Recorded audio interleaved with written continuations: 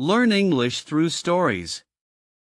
Leo possessed an impressive grasp of English grammar and vocabulary, diligently consuming countless articles and complex novels, effortlessly comprehending every intricate detail on the page, feeling a quiet satisfaction in his silent understanding, yet a deep, persistent frustration often accompanied this quiet competence, gnawing at his confidence constantly. He could read sophisticated texts, watch foreign films without subtitles, and listen to intricate podcasts, understanding every nuance of discussion. However, the moment he needed to speak, his mind became a chaotic blank canvas, thoughts scrambling, words vanishing into thin air, leaving him speechless and utterly embarrassed every single time. "I understand English, but I can't speak well," he would often lament to himself, a heavy sigh escaping his lips.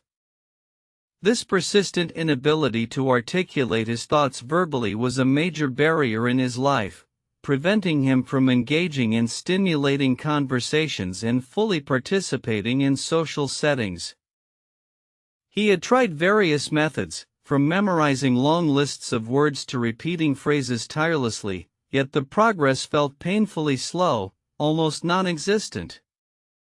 The fear of making mistakes paralyzed him completely, turning every potential conversation into a daunting, insurmountable mountain, creating constant self-doubt.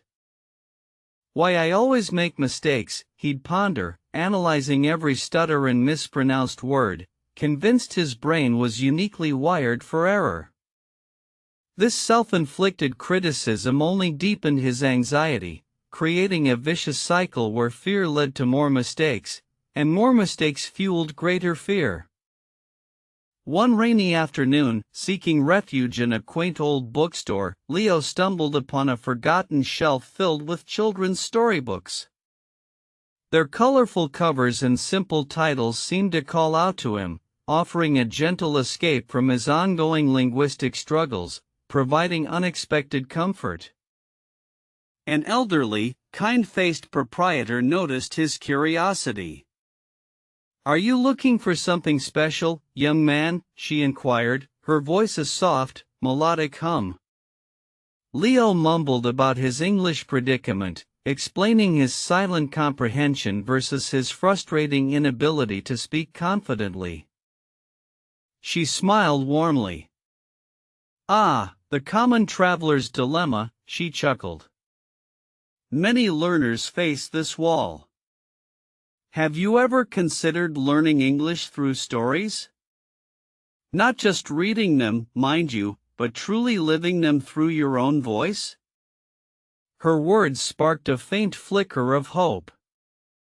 She elaborated, explaining how stories provide context, emotion, and natural language patterns, unlike dry textbooks.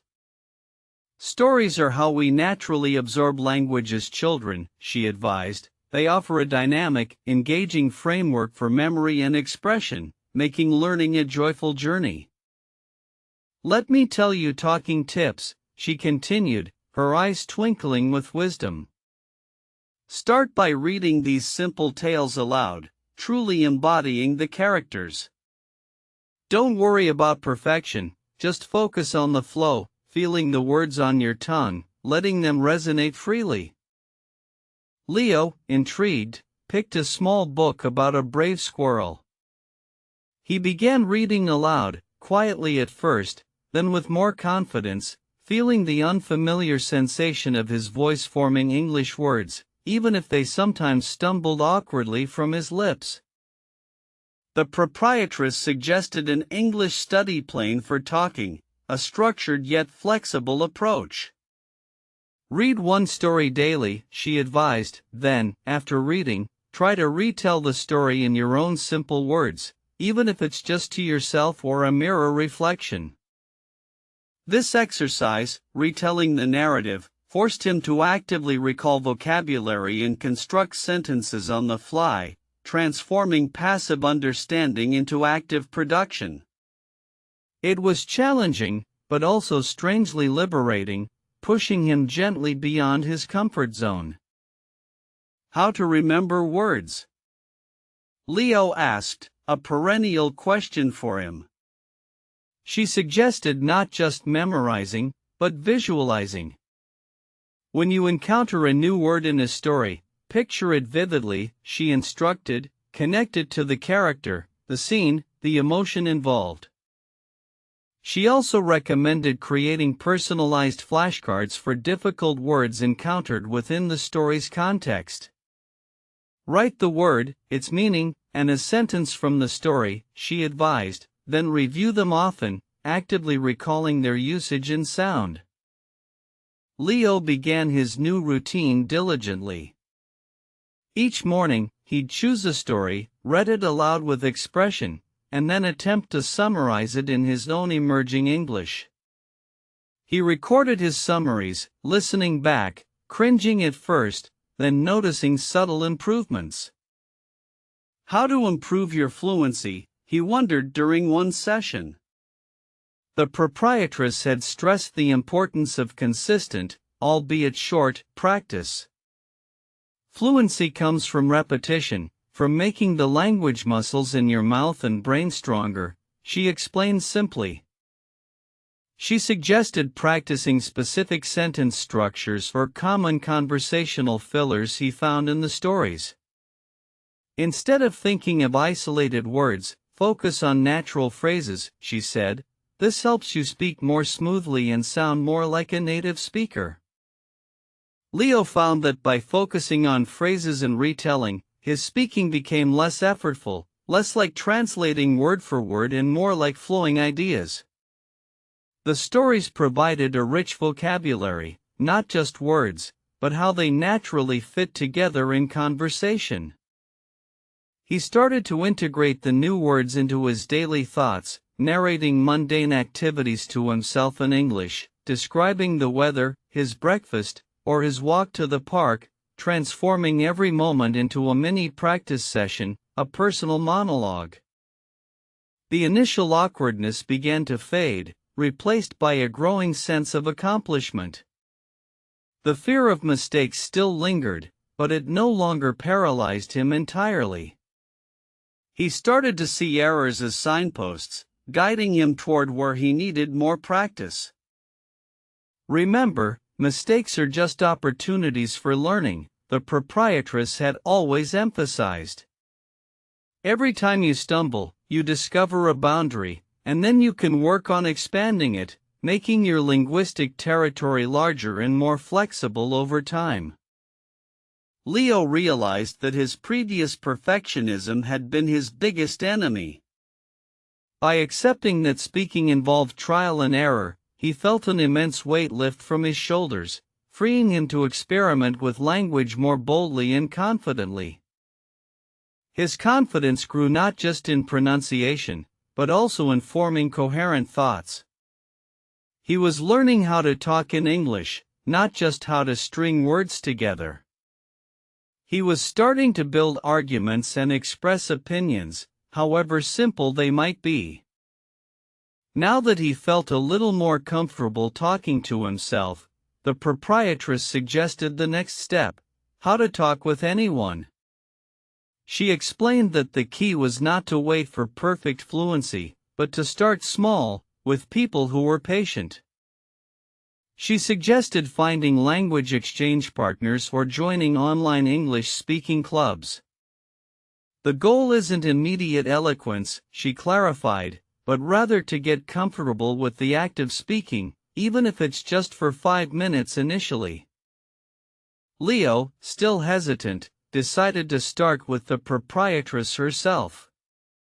He would ask her about her day, about the books in her shop, or about the weather, forcing himself to initiate short conversations, challenging his ingrained shyness persistently.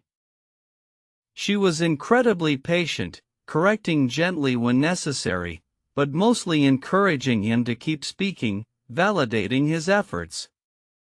Her unwavering support provided a safe space for him to make mistakes without feeling judged or embarrassed, building trust.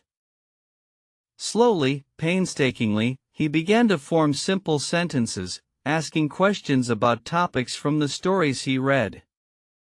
What do you think happened next to the squirrel? He might venture, extending the story into a real-life conversation, bridging the gap. These small interactions built a foundation. He learned to listen actively, not just for comprehension, but also for conversational cues. He began noticing how others structured their sentences, mimicking effective phrases naturally. "Let me tell you talking tips," she repeated, this time focusing on interaction. Ask open-ended questions that encourage more than a yes or no answer. Show genuine interest in what the other person is saying, making them feel heard. She emphasized using body language to convey openness and engagement. A nod, a smile, eye contact, these nonverbal cues help facilitate communication, making you appear more approachable and confident, even if you still feel nervous inside. Leo started applying these tips in his conversations with the proprietress. He found that focusing on the other person, rather than his own performance, surprisingly reduced his anxiety, shifting his attention outwards, making dialogue easier. He joined an online English-speaking group. His first few sessions were terrifying. His heart pounded, his palms sweated, and his voice trembled, but he pushed through, remembering the proprietress's encouragement to embrace imperfection as a stepping stone. The group provided a supportive environment with learners from all over the world. They shared common struggles, exchanged English study plan for talking ideas, and celebrated each other's small victories, fostering a sense of camaraderie and shared purpose. He practiced introducing himself, describing his hobbies, and talking about his day. The initial conversations were short and often punctuated by awkward silences, but he persevered, knowing that every single attempt contributed to his growth. He learned how to practice English effectively by breaking down his goals. Instead of aiming for perfect fluency overnight, he focused on mastering specific social interactions, like ordering coffee, asking for directions, or participating in a brief chat. For word retention, he incorporated spaced repetition into his routine, reviewing vocabulary flashcards at increasing intervals. This systematic approach reinforced his memory, ensuring that newly learned words stayed in his active lexicon for longer. He even started telling short, simplified versions of the stories he had read in the bookstore to his conversation partners, bringing his initial learning method full circle. This was a true test of his evolving fluency and narrative ability. The more he spoke, the less he worried about "why I always make mistakes." He started viewing errors as natural learning opportunities, quickly correcting himself or asking for clarification, transforming them into valuable feedback for improvement. His fluency steadily improved. He noticed fewer pauses, less hesitation, and a more natural rhythm to his speech. The words that once vanished now appeared with greater ease, allowing him to express more complex ideas fluidly. He was no longer just understanding English, he was interacting with it, shaping it, and making it his own. The language was transforming from a distant subject of study into a living, breathing tool for genuine connection and self-expression. One day, a tourist approached him, looking lost.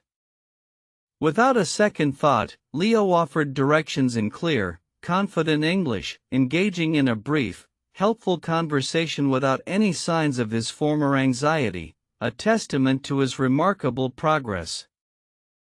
The tourist thanked him profusely, and Leo felt an unparalleled surge of pride and accomplishment.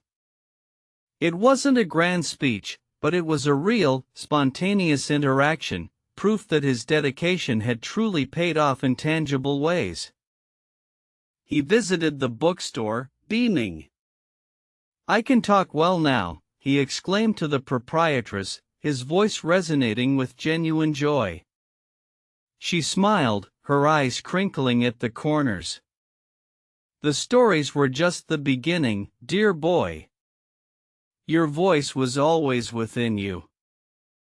He continued his daily English study plan for talking, incorporating new stories, engaging in more complex discussions, and even daring to share his own stories and experiences, becoming an active storyteller himself. His journey taught him that understanding is merely the first step. True mastery of a language lies in the courage to speak, to make mistakes, to learn from them, and to connect with others through shared words and expressions. He learned that how to remember words is about context and active recall, not rote memorization. Words become alive when they are used in meaningful sentences, especially when tied to engaging narratives that capture the imagination.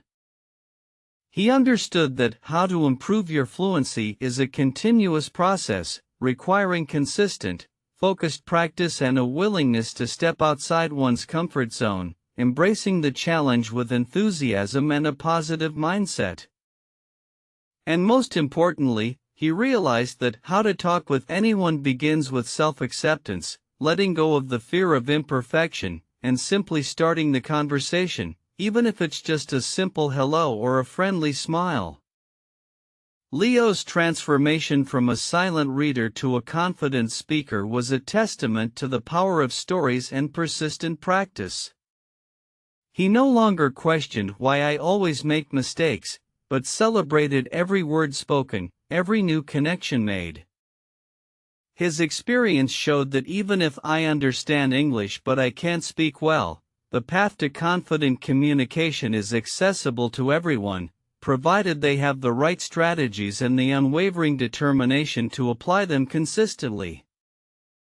He now passionately advocates for learning English through stories, sharing his talking tips with anyone who struggles, empowering others to unlock their voices, just as he did, finding immense fulfillment in helping fellow learners on their journey. The old proprietress would often see him in the bookstore, no longer shy, but enthusiastically discussing books and life in fluent English, a living embodiment of the wisdom she had shared so generously with him that fateful rainy afternoon.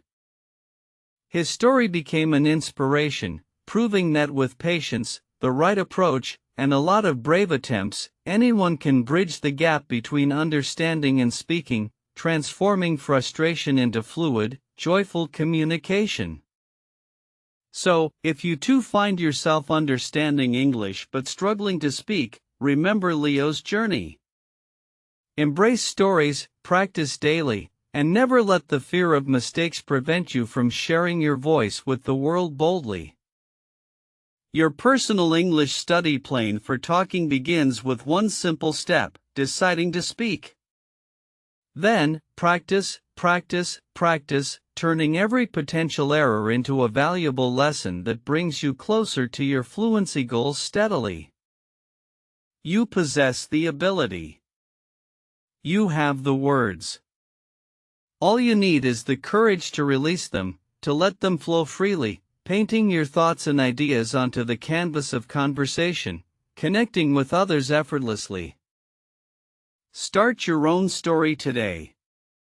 Pick a book, speak your mind, and watch as your confidence soars, transforming your English from a silent understanding into a powerful, expressive tool for connection and endless opportunities ahead.